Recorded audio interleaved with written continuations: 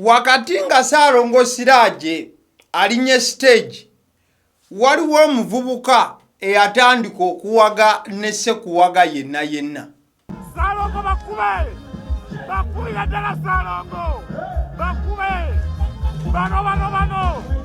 bano basobola. Asitiru ng'omuvubuka ono agenda maaso n'okuba nga awaga, yategeeza ffe abaali balaba akatambi oba abaali ku live nti Lugogo yali akubyeko ne Ssekukubako yenna yenna. Lugogo yenna akubyeko. Ssaalongo bakube. Kabendulu ya Ssaalongo to the world. Still omuvubuka ono yali ku katambi kano yagenda maaso n'okuba nga agamba nti this is history. Oba Ssaalongo Siraje yali agenze maaso n'okuba nga akola ebyafaayo ne Ssekukola yenna yenna. Ssaalongo Siraje, my God, this is history. Ssaalongo bakube Ssaalongo. Asitiru wano no we twategeeredde anti David Lutalo ne Baliam Voice balimba bulimbi. Ssaalongo Siraje ye vocalist yekka gwe tulina akyasinze mu ggwanga nnyaffe Uganda. Wow! Bamufuye ne ssente wano Ssaalongo ayimba ng'ennyonza. Ono Ssaalongo is one of the vocalists we have in the industry. Ayimbisa gono. Asitiru omuvubuka ono yayongera okuba nti nakkaatiriza n'agamba nti bannayuganda ekituufu bo baakujjukiza nnyo nabwe ekityo n'asaba Ssaalongo Siraje atwongere. Ono Ssaalongo mulalamu. Abayimbi bajja kuyimba naye ono Ssaalongo. Akoleka nkakwata akoleka nkale. Ng'oggyeko akatambi kano akakwatiddwa okuva ku kivulu kya Ssaalongo Siraje ekyakaggwa ekyabadde wali ku Cricket Oval. Omuvubuka y'omu ono azze akola ebintu eby'enjawulo bwe biti era nga ne bw'asisinkanye Big Eye ku show ez'enjawulo azze akola ekintu kye kimu mu buufu obufaananako bwe buti. Bonna bafunde Big Eye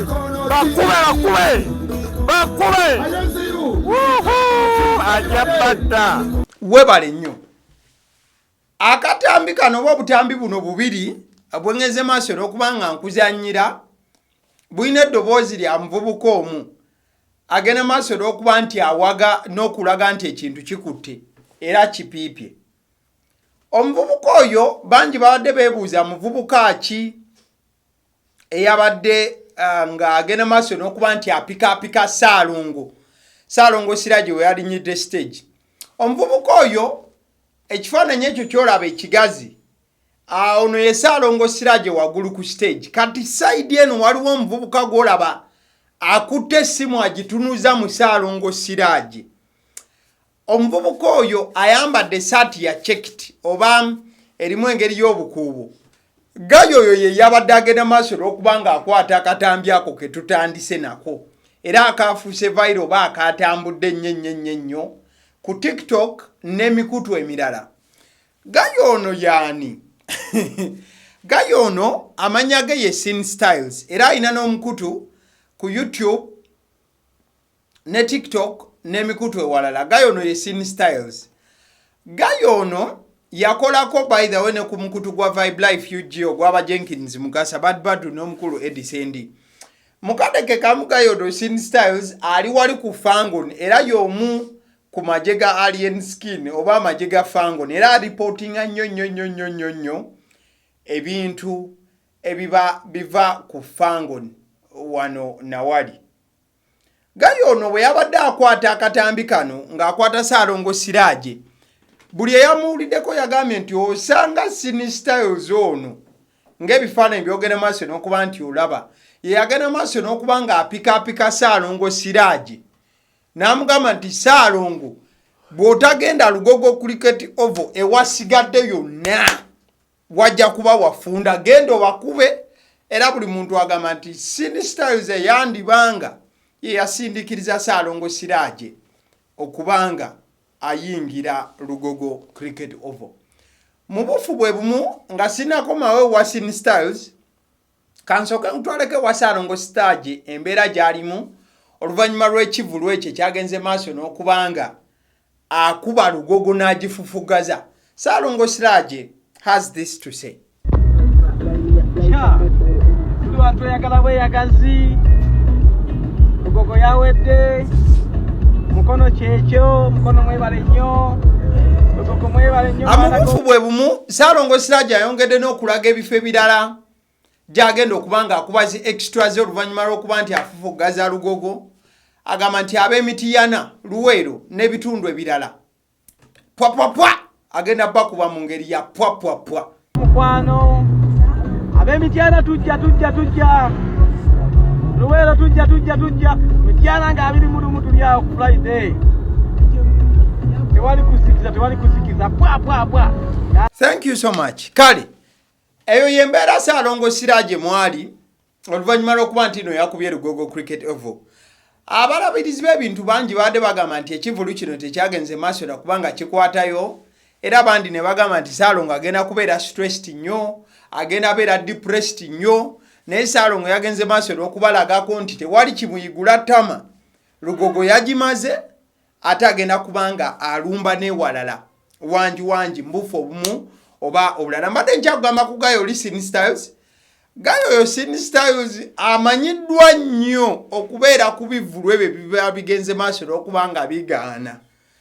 Alina omuntu bw'atera okukola Wasini Styles bw'atuuka ku kivulu nga kigaanye okukwatayo, akwata video kutandikira ddala ku gate nga jaga bannange ekiri wano wakutta okufaako obufi namunju w'omuntu toyina woyita ne mukatambye ebiseera ebisinga ogenda okulaba nga waliwo kyererezi tewali bantu. So mwana mulenzi oyo Wasini Styles Gayo ayina humor mungi nnyo, oba is good at satire.